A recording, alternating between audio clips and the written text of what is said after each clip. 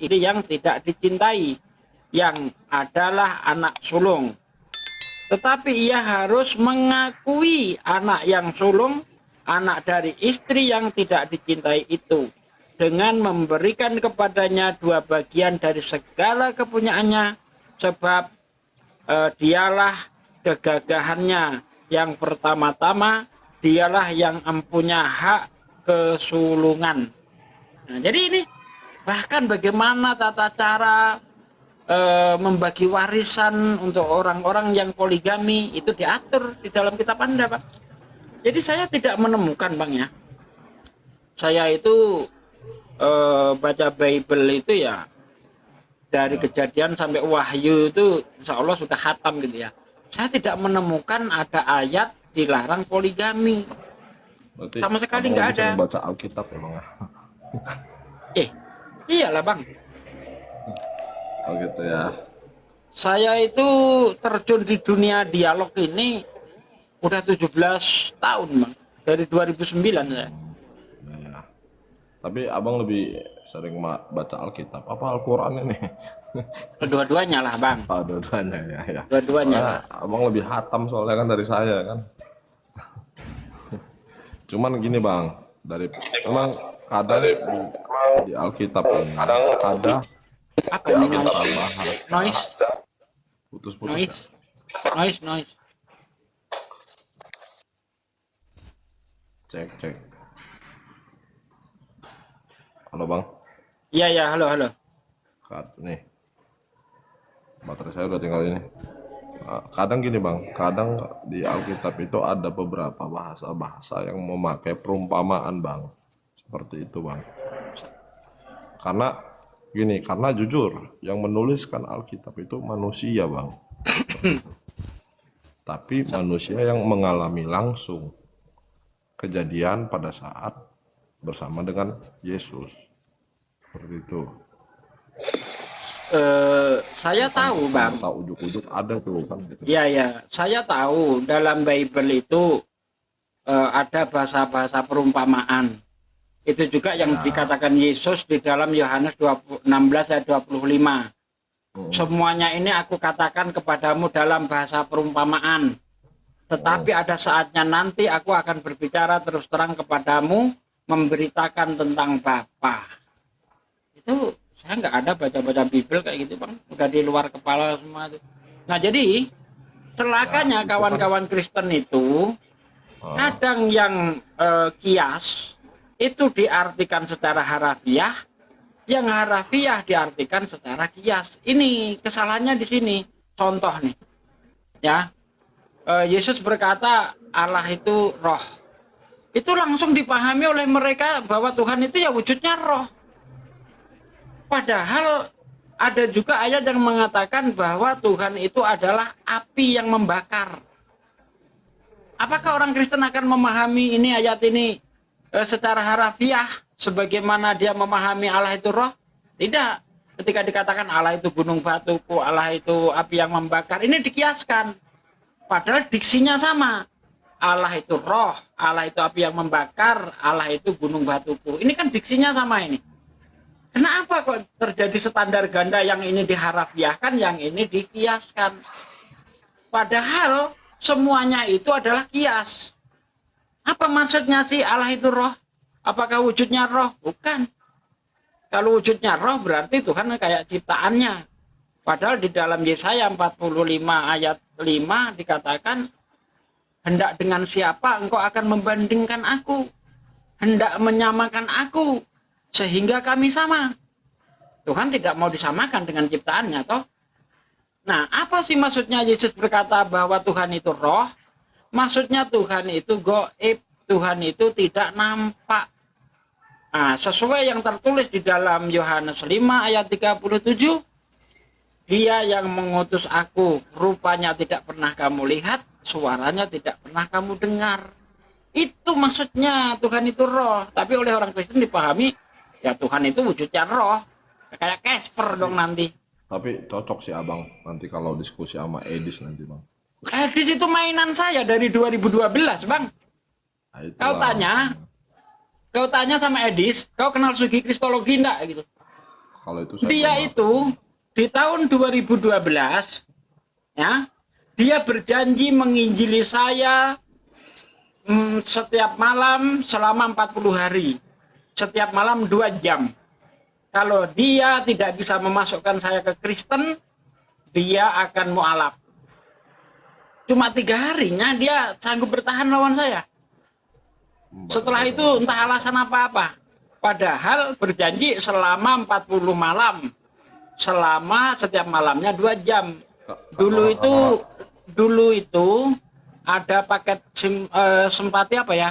TM atau apa itu? Itu yang dia pakai untuk nginjilin saya.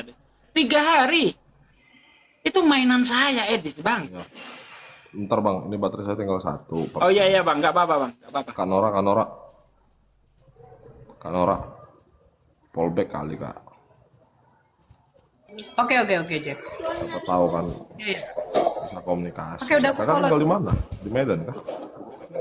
Enggak, aku di daerah apa? Tapteng. Oh mak, jauh juga ya. Iya, Tapteng aku. Yalah. Makanya tugasku menginjili apa dulu? Oh mak. Iya, sebagian kan orang di Tapteng Begini, kan masih ada yang nonis kan. Jadi bahasa di bawah itu komentarnya itu ngeri-ngeri kali. Apa Bang? Karena yang serem-serem maklum aja. kali. Maksudnya Namanya gini netizen loh. Jangan sampai Indonesia ini terpecah belah ya. Itu aja sih. Enggak lah. Hanya karena agama kan. Negara lain Bukan, udah Bang. Coba Bang Jack, kalau kita diskusi santun pasti santun bahasa kita kan?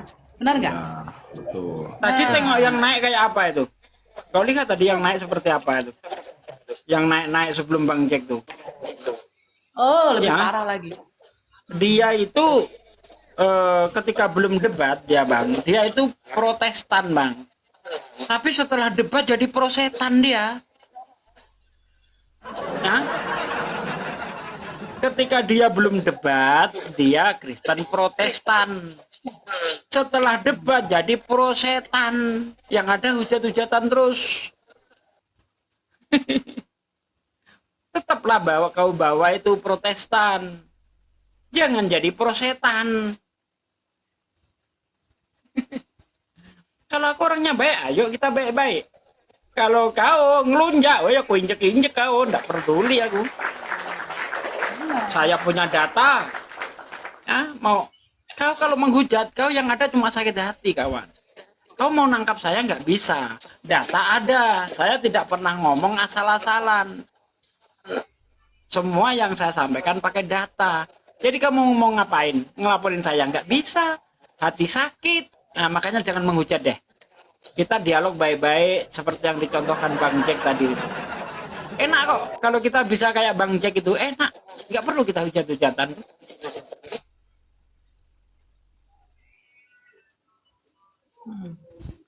Tuh, coba yang naik ini Di sini semua anu pada kan orang penghujat. asar.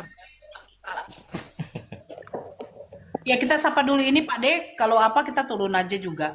Kita sapa dulu ya, sudah sempat saya naikkan. Ya halo Bang Ucu, Bang siapa namanya? Halo, assalamualaikum. Bang Ya Ucu. belum bisa open cam tapi Oh, kalau belum bisa open cam harus dibawa dulu ya Bang. oh ya. Halo Kak Gembel.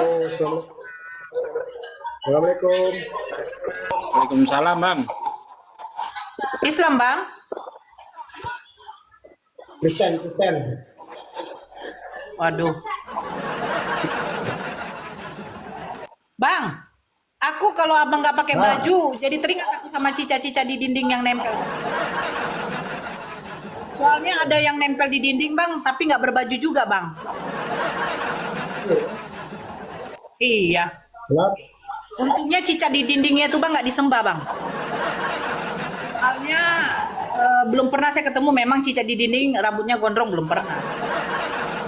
Ya bang, bisa pakai bajunya bang? Nanti nggak internet ya. Nggak bisa bang, harus buka kamera di sini kalau mau diskusi. Kalau tidak ya saya turunkan. Oh, baju tuh nggak ada loh. Nggak ada. Ya ampun bang.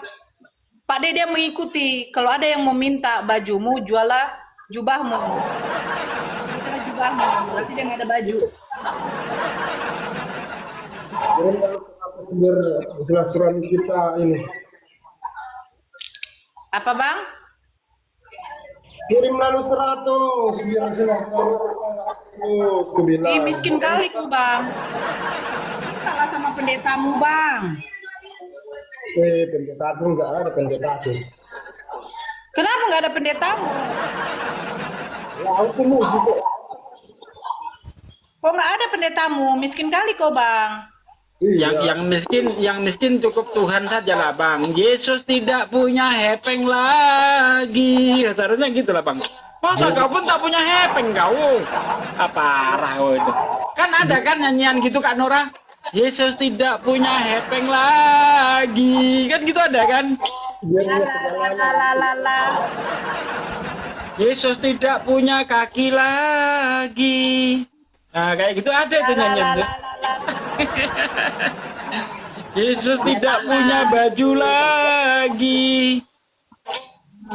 Gimana tuh bang? Dia punya segalanya. Abang mau diskusi apa enggak sih bang? Bentar, kalau dia punya segalanya, kenapa orang Kristen ngarang lagu Yesus tidak punya hepeng lagi? Kapan di mana itu tertulis? Anak-anak sekolah minggu pun itu dinyanyikan itu. Yesus tidak punya hepeng lagi itu. Di mana? Di mana di sekolah di Buka YouTube bang, buka YouTube. Ada kok, kita pernah lihat kok. Siapa Supaya yang- Allah. Di YouTube. Ada bang, kita nggak mau apa ya. Itu bahkan dinyanyikan di gereja itu. Coba ditunjuk sama aku biar ku cari dulu. Nah, ya coba cari bang, cari kau bang. Di mana carinya? Di YouTube bang, YouTube. Yesus tidak punya tangan lagi. Judul lagu Yesus tidak punya tangan lagi. Coba bang, cari. Penyanyinya siapa? Ya abang tengoklah, cari aja dulu. Aku carinya nggak tahu lah penyanyinya siapa.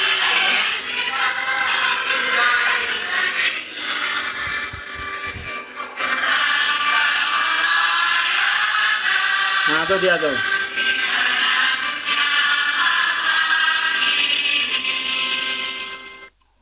Tuh, Siapa yang itu penyanyi? lagunya tuh. Gimana bang? Udah disimak lagunya? Udah disimak lagunya? Ya itu tadi itu Yesus nggak punya tangan, nggak punya kaki, nggak punya badan.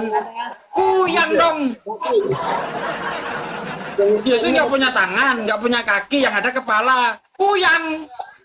Kuyang itu kan terbang sama ususnya itu. Berarti mempersingkat ya? Udahlah, aku mau sholat asar dulu aku bang. Lanjut sama Kak Nora. Mau sholat ke Enggak, mana? Pak De. Sini juga udah asar Pak De. Sekalian aja kita ungkap Pak De. Dia nggak mau open cam, saya udah malas. Pak De. Pak De tutup. Woi, Pak De ya tutup. saudaraku sekalian,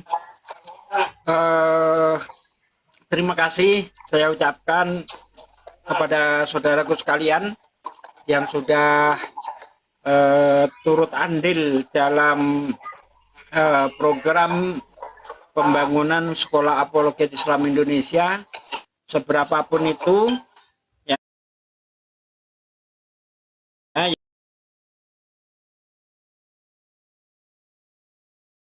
pun semuanya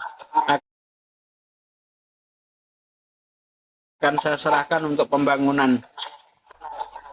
Dan semoga kebersamaan kita di hari ini membawa kebaikan untuk kita semua ya.